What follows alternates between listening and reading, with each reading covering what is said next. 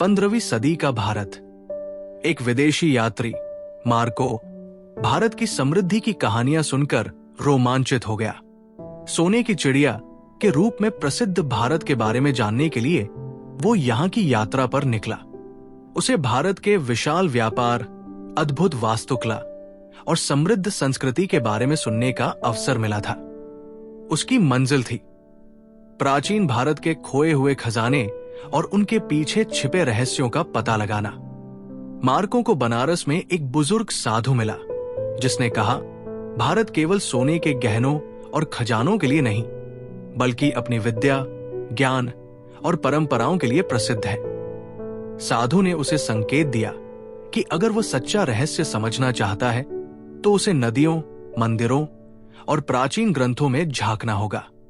Marco ने कहा, मैं इस धरती की समृद्धि का रहस्य जानने आया हूं।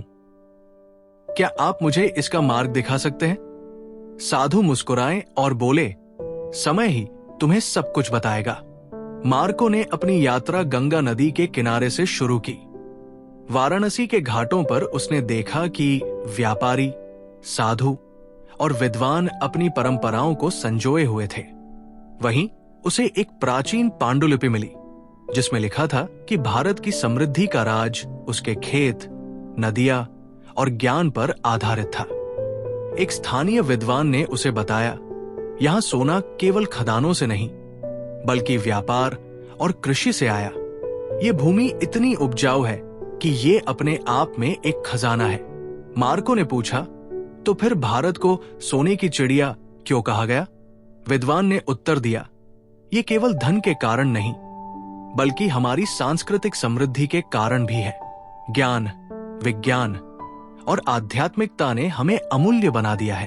अपनी यात्रा के दौरान मार्को दक्षिण भारत के बंदरगाहों तक पहुंचा। वहां उसने देखा कि व्यापारी मसालों, रेशम और रत्नों का व्यापार कर रहे थे। मलक्का, रोम और अरब देशों के व्यापारी भारत आकर यहाँ की वस्तुओं के बदले सोना देते थे। एक व्यापारी ने मार्को से कहा, हमारे पास ऐसा कुछ है जो दुनिया के किसी और देश के पास नहीं।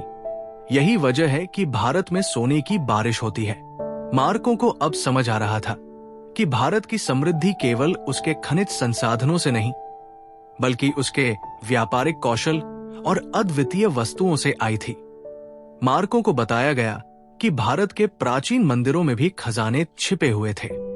उसे दक्षिण भारत के एक मंदिर, पद्मनाभ स्वामी मंदिर के बारे में पता चला।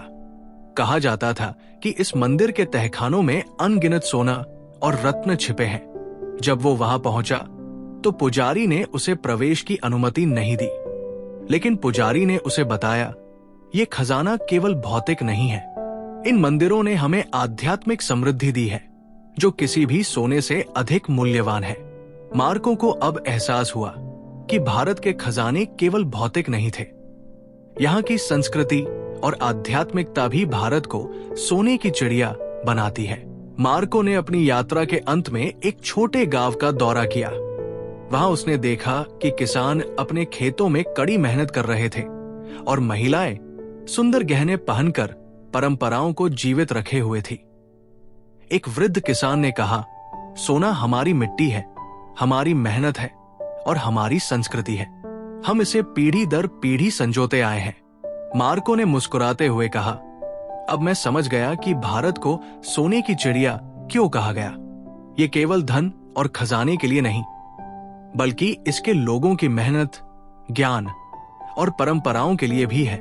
मार्को ने अपनी यात्रा समाप्त की, लेकिन भारत से उसने जो सीखा वो हमेशा के लिए उसके दिल में बस गया। उसने ये समझा कि भारत की असली समृद्धि उसके लोगों, उसकी संस्कृति और उसके ज्ञान में है। ये कहानी प्रेरणा देती है कि सच्चा खजाना केवल धन नहीं बल्कि हमारी परंपराएं, मेहनत और ज्ञान है। भारत को सोने की चिड़िया बनाना हमारे प्रयासों पर निर्भर करता है।